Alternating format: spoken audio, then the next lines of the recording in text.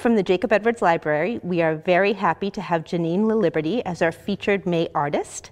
Hello, I'm new to Massachusetts. I moved here about 6 years ago and I was in Atlanta, Georgia for quite a bit. I've been displaying and doing art my whole life, but I was doing graphic design for a long time. I went to Savannah College of Art and Design, and once you start working with computers and all that, the kind of touchy-feely and drawing went away a little bit.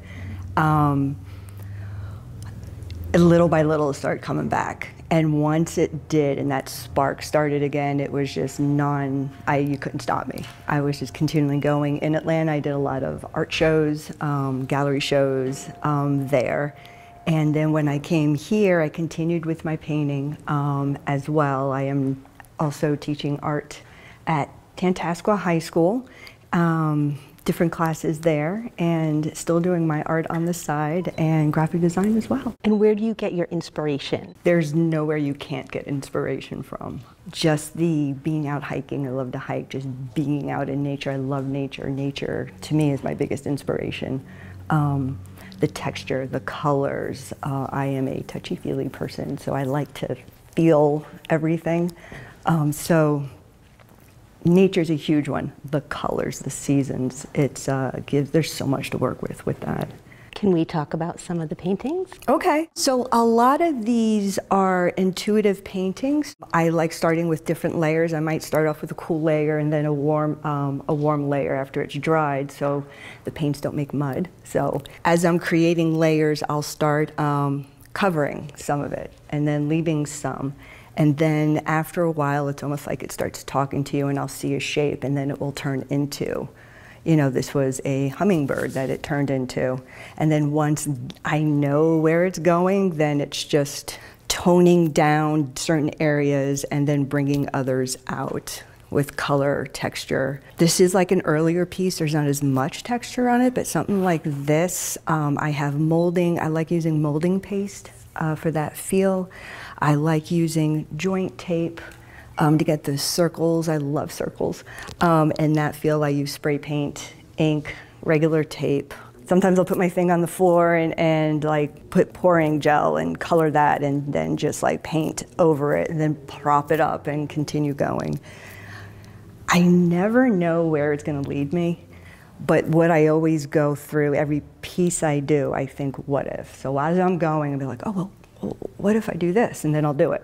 So I explore with all my pieces on top of that until it ends up, where it ends.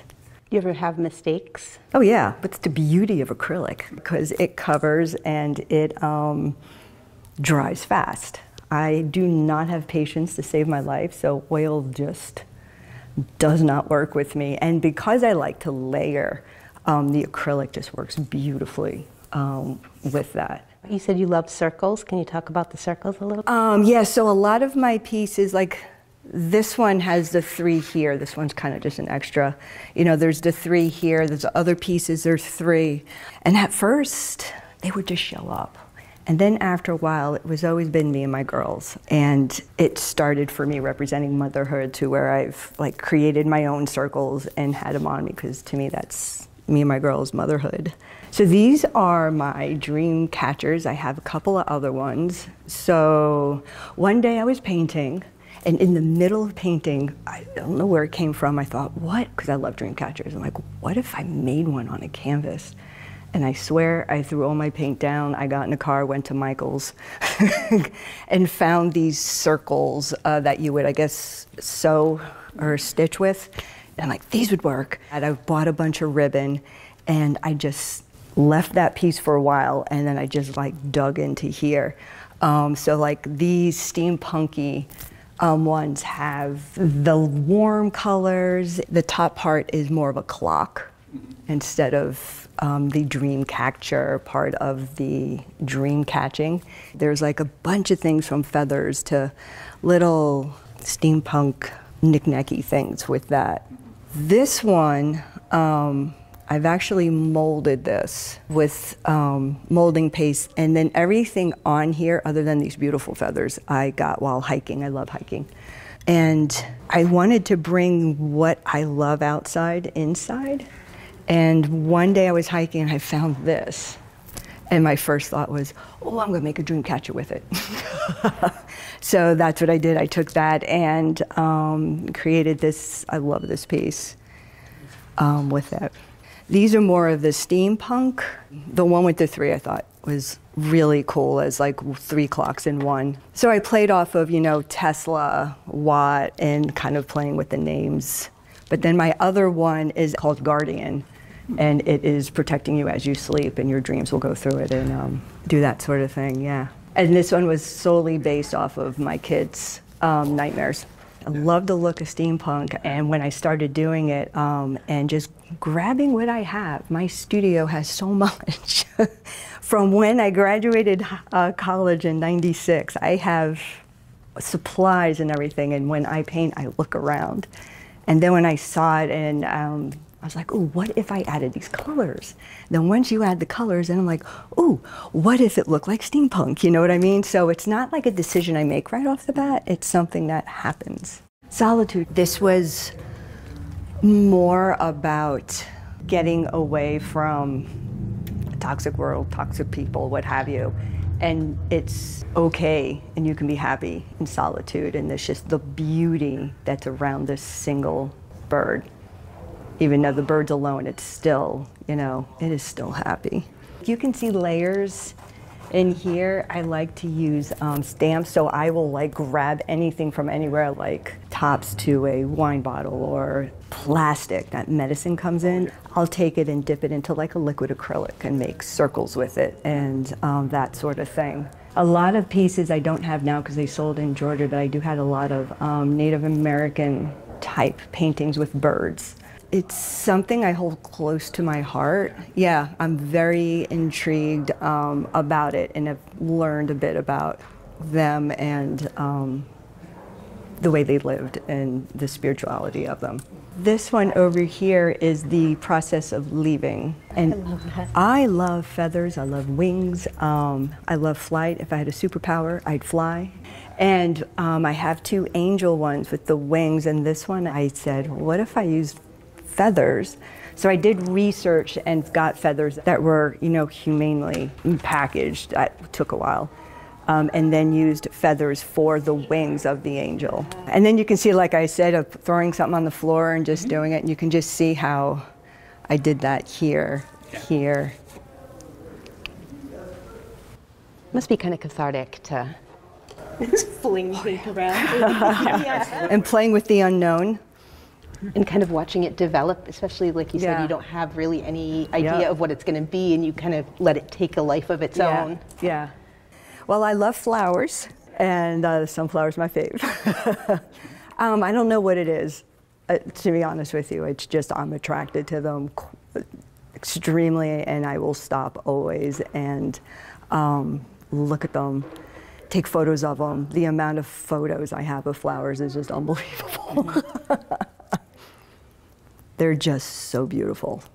When I was in high school, I took AP Art. Knew I was going to go to Savannah College of Art and Design my 10th grade year. It was something that I knew that's what I was going to do. I am one of those rare, lucky people that knew this is what I'm going to do. So I went to SCAD, and I was going to go as an illustrator. Because in my weird mind, I thought that companies were like Disney, where you just had a room full of drafting tables and you would draw. And I tried finding an internship in Atlanta, and one woman sat me down. She goes, that doesn't exist. I'm like, really? Yeah. So she told me to maybe look towards graphic design, and that's what I did, and that's what changed my major into graphic design. And I lost this in the process, because now it's like, okay, this is what I'm going to do, and I was learning it and all of that. And so it took until 2013 for me to go into a deep depression to find my art again to help me out. So I've been doing it ever since. I'm seeing in garden, I'm seeing flowers and birds and circles. Yes. All the things I love. Those circles kind of make me think of those those. They're like portals. I was going to say portholes, like in a ship. Yeah, and it's like portals to the previous layers. So even though this might be you on the outside, this is what brought you here, right? This is what's on the inside. So that's why when I'm doing layers, I'll leave some and take away others. You can kind of, when you look, see what layers I left and which ones I covered through the circles. I have to say this one was probably like a really early one where I really started playing with dripping paint, joint tape, molding paste. Because you can see here that the molding paste isn't everywhere, but it's in certain spots. And getting the feel of it and really liking it. What exactly is molding paste? Think of Cool Whip. In a Cool Whip thing, that's exactly what it looks like. And then you just take it out. And it hardens? Smears, yeah. Oh, cool. It's so cool. Like a soft clay almost. Well, you can get soft or a more harder, like a thicker kind. I like the soft because it just goes on like Cool Whip. And this is circles. I got another one at home started that kind of goes along with this one. And it's like with that whole gathering idea of people coming together. And then if you want to see a different way of the molding paste, the single flower, if you look at the background, some of it has gloss to it and some of it is matte. The matte is what happens when you add acrylic to the molding paste. And then the other one is adding the color on top. There's another one of my angels. What are the words in the wings? Yeah, they're not meant to be read. These are a stencil that have been spray painted. I only spray painted some of the stencil to just give you the idea of words of, well, what are those words? Well, what words would be on an angel? She was done before the other one. I wanted to take a go at it again and see what happens. I work on about 3 canvases at a time. So I'll take one and I have it up. And you can only work on it for so long, right in the beginning. And then I'll put it down, that dries. All right, what's going on here? And then I'll do something and then put it down. And it keeps you going until all of a sudden it starts forming, and then you're like, oh wait a minute, I want to spend a little more time on this one, and then you'll go to the next when that one dries, and then you get to a point where you're like, I'm finishing this. But as you have gone from one to the other, you're kind of exploring the same things, even though they come out completely different. It's still kind of like a similar concept. While I'm painting, sometimes I have to have something hard rock, just loud and, angry, and I will still create a piece like this, but I'm like dancing. And so then that gets me going. I'm usually always dancing when I'm painting. Do you have anything to say to future artists? I would say, I tell my students about 95% of them will never touch art again after they leave high school because they're not being forced to. But they might like it, but they don't know how to do it. And I like teaching art journaling, where you open this book, whether you make it or not, and it's a little page, and you just start something. It doesn't take you long, but maybe you're playing with a medium or a color or something, and then that's it. It's not for anybody to look at but you, so you can be kind of open and free and still be able to just do something to fill something, and you never know, that might lead to something else type of thing. And it's therapeutic. Very. Well, this is an absolutely stunning show. Thank you. And I want to say thank you to Janine Laliberte. Her art will be on display all month at the Jacob Edwards Library. Yes. And we appreciate you. Thank you very much.